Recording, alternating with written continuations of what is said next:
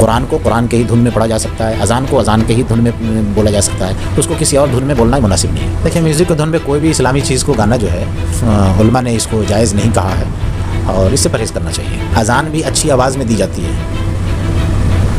ایک تو سادہ جملہ ہے، ایک ہے جو ترنم کے ساتھ اذان دی جاتی ہے۔ 21 جولائی کو ٹی ایم سی کے شہید دیوس کارکرم میں اذان کی بے حرمتی کا معاملہ دھیرے دھیرے طول پکڑتا جا رہا ہے۔ لوگوں میں غصہ اس بات کو لے کر بھی ہے کہ 21 جولائی کارکرم کے اسٹیج پر ٹی ایم سی کے تمام مسلم M P, M L A اور نیتا موجود تھے، لیکن کسی نے بھی اذان کی بے حرمتی کے خلاف آواز نہیں اٹھائی۔ اس مدعے پر بھلے ہی ٹی ایم سی کے نیتاؤں نے چپی سادھ رکھی ہے، لیکن حق بات کرنے والوں کی دنیا میں کوئی کمی نہیں ہے۔ امام ہدین قاری فضل الرحمان نے اس گھٹنا کی سخت لفظوں میں مذمت کی ہے۔ انہوں نے اذان کی بے حرمتی کرنے کے لیے ٹی ایم سی سے معافی کی بھی مانگ کی ہے۔ اب ناخدا مسجد کے امام قاری شفیق قاسمی بھی آگے آئے ہیں اور انہوں نے اذان کی بے حرمتی کرنے والوں کو پھٹکار لگائی ہے۔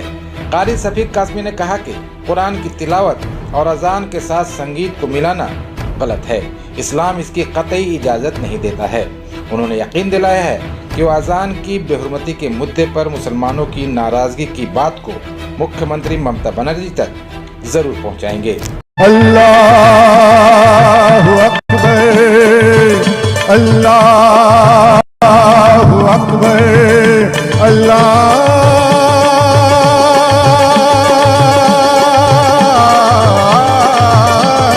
اکبر، واشہد ان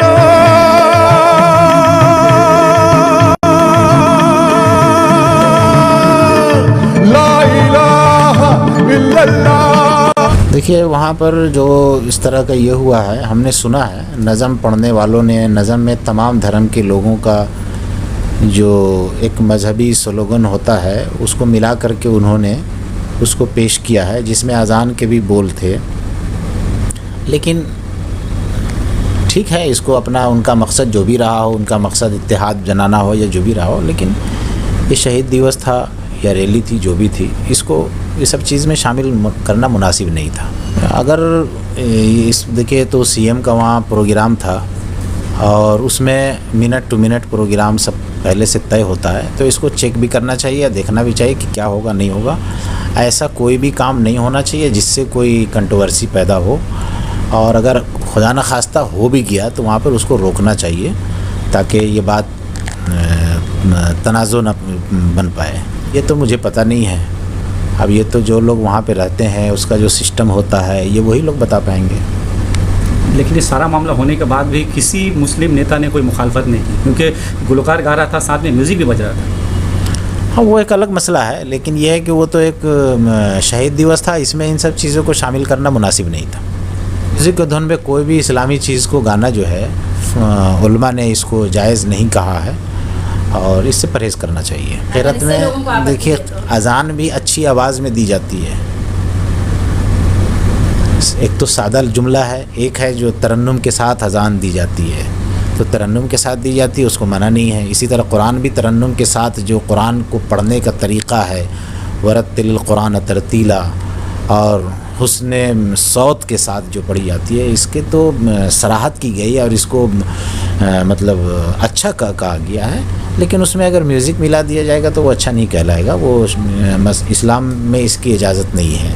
قرآن کو قرآن کے ہی دھن میں پڑھا جا سکتا ہے، اذان کو اذان کے ہی دھن میں بولا جا سکتا ہے، اس کو کسی اور دھن میں بولنا ہی مناسب نہیں ہے۔ حضرت، کئی ایک سیکولر لوگوں کا کہنا ہے کہ یہ جو اذان کی بے حرمتی ہوئی ترنمول کے منچ سے، اگر یہی معاملہ بی جے پی کے منچ دوارا ہوا رہتا تو آج پورا مسلمان، خاص کر پچھم بنگال کا مسلمان روڈے پہ ہوتا مخالفت۔ دیکھیے، جو لوگ اس کا یہ بیان اس طرح، ہم تو پارٹی لیول کی بات ہم نہیں کریں گے، نہ کسی پارٹی کے بارے میں سیکولر لوگوں کی سوچ ہے۔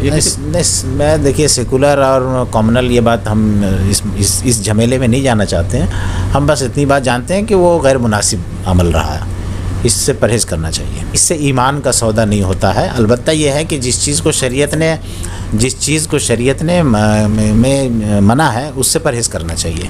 ایمان کا سودا کیسے نہیں ہو یہ رہا؟ ایمان کا سودا کیونکہ نہیں. وہاں پہ مولانا صدیق اللہ چودھری جو جمعیت علماء ہند سے جڑے ہوئے ہیں، اتنے بڑے مولانا کو منسٹر ہے، وہ MLA ہے، اتنا پوسٹ رہنے کے باوجود بھی وہاں پہ کئی ایک لوگ جو ہے وہ داڑھی ٹوپی لگائے بیٹھے رہے ہیں اس منچ تو پر. یہ چیز اور یہ سوال جو لوگ وہاں تھے آپ ان سے پوچھیے براہ راست، اچھا ہوگا. ہم تو بس جو ہمیں جو سمجھ میں آیا وہ ہم نے آپ کو بتا دیا. کا ایمان مضبوط ہے، ہر جگہ مضبوط رہے گا، کہیں کمزور نہیں پڑ سکتا ہے. کہیں پر کسی کے عمل سے، کسی ایسے عمل سے دوسرے کے ایمان کو خطرہ نہیں ہوتا ہے. البتہ یہ ہے کہ ایمانی تقاضا یہ تھا کہ اس جگہ پہ ایسا ہوا تو روکنا چاہیے تھا، ٹوکنا چاہیے کہ بھائی یہ مت کرو. اچھے انداز میں روکنا ٹوکنا چاہیے، کوئی جھگڑا نہیں کرنے کی ضرورت ہے. ایک طرف اذان کی بے حرمتی ہو رہی ہے، اذان کے کلمات کی بے حرمتی ہو رہی ہے اسی اسٹیج پہ، اور اسی اسٹیج پہ ہمارے مسلم لیڈران کا یہ چہرہ ہے. تو جب ہم کریں تو پاپ، اور ہم کریں تو پن، اور نہیں اس کو تو روکنا چاہیے تھا. وہاں پر ایسا ہوا تو روکنا چاہیے تھا. اس کو زیادہ اس میں یہ نہیں ہونا چاہیے کہ جو بھی ایسی چیز جس سے جائز ناجائز، یہ مسئلہ فقہی مسئلہ الگ ہے، لیکن کم سے کم اس میں پبلک میں ایک انتشار پیدا ہوتا ہے، جس انتشار کو سے بچنے کے لیے وہاں پہ کم سے کم روکنا چاہیے اس چیز کو. سب سے بڑی بات یہ ہے اذان ایک مکمل مذہبی معاملہ ہے، اور یہ نماز کے لیے لوگوں کو بلایا جاتا ہے، اور اس کا تعلق صرف عبادت سے ہے. اس کا تعلق کسی سیاسی یا کوئی بھی اس طرح کے پروگرام سے نہیں ہے. تو اس کو اسی نظر سے دیکھنا چاہیے.